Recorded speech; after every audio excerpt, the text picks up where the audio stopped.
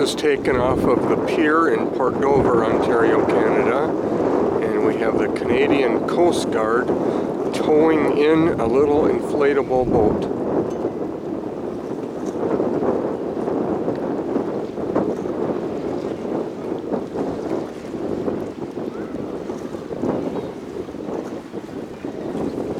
Just before dark, so I imagine they're really glad to be rescued from whatever happened.